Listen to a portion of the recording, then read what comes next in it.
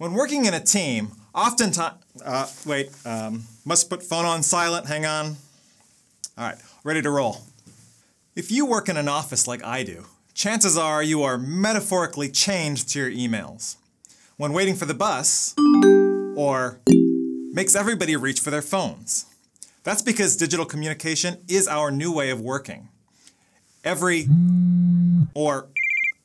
Means a coworker or a client is seeking information or advice. Yet, many modern teams take this to the next level. Rather than working together in the office, they go fully virtual. Virtual teams are a group of individuals who work together on a shared objective, but do so in geographically dispersed locations, relying on technology for communication and coordination. Working in a virtual team is not fundamentally different from working face-to-face. After all, you are still working with people on the other end. However, it can be useful to consider virtual teams as a special type of team, given that geographic dispersion can often make critical team processes much harder to manage. Subtle, nonverbal cues, voice inflection, informal banter, and efficiency can get lost when using less rich forms of communication. Information is more ambiguous, and meaning is sometimes lost when you are unable to use these other cues to make sense of the message. These communication differences can really amplify the common challenges that leaders face when working with teams. With weaker forms of communication, it is more difficult to develop shared mental models, and thus harder to coordinate among members. Virtual teams are less cohesive. This is even worse when only some members of the team are virtual, or when there are subgroups of members in different locations. This can easily give rise to distinct subgroups, us versus them mentality. Conflict is more prevalent in diverse virtual teams because words are more easily misinterpreted, and conflict management is more difficult and more easily ignored. Trust is even harder to develop, yet trust is even more important for effective team performance when group members are virtual. In order to organize priorities for managing virtual teams, it is useful to consider their life cycle. The first phase is preparation. Leaders must make decisions about the task, personnel, work design, and reward structures that will shape the way the team evolves. They also select a technology tool to aid the team communication patterns and determine how that will fit into the overall information systems within the organization. The second phase is the launch. It helps to have an intensive face-to-face kickoff workshop for members to become acquainted, build trust, and develop a sense of cohesion.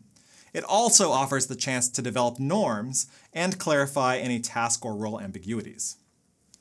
The third phase is performance. In this phase, virtual work is actually being done, so information sharing and communication are critical. However, leaders must also attend to motivational and emotional regulation in the group. This includes valence, resolving conflicts that arise, instrumentality, recognizing and aligning personal contributions, self-efficacy, ensuring that members believe they have the capability to succeed, and trust, enhancing team member beliefs that they will not be exploited by their team members. The fourth phase is team development. Leaders assess the needs of their virtual members and initiate any interventions. Changes may be needed in the type and use of electronic media, and objectives may need clarification.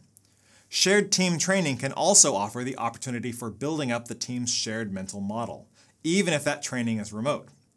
The final phase, often ignored, is disbanding and reintegration. Remote workers may feel particularly lost and disconnected when the team disbands, and may require reintegration if they are to return to the office, helping them to feel included. This life cycle approach may help to structure your focus as a virtual team leader. You can also incorporate this broader view of the team evolution with a checklist for best practice. Given the increasing scope of virtual work, there are many practical frameworks available to help you set your virtual team on the right path. For example, Watkins offers 10 basic principles to follow as a virtual team leader. 1. Get the team face-to-face early on in the team cycle. 2. Clarify tasks and roles, as well as team processes. 3. Ask members to commit to a team communication charter, setting up best practice norms. 4. Investigate and invest in collaboration technology that will work best for your team process. 5. Establish a team routine. with regularly scheduled meetings or rotated meetings if you have time zone diversity. This type of structure is important. 6. Agree on a shared language.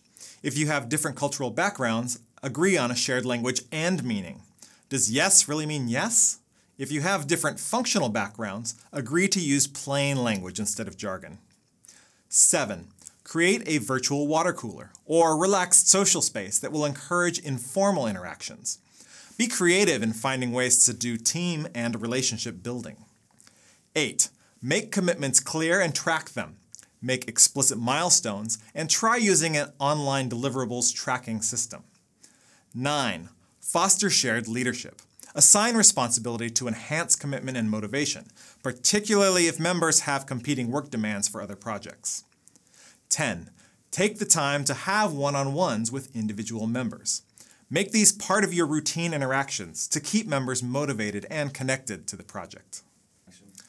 By keeping these potential challenges and practical solutions at the front of your mind or on your virtual dashboard, you can approach virtual team leadership with greater confidence and without losing any team members in the process.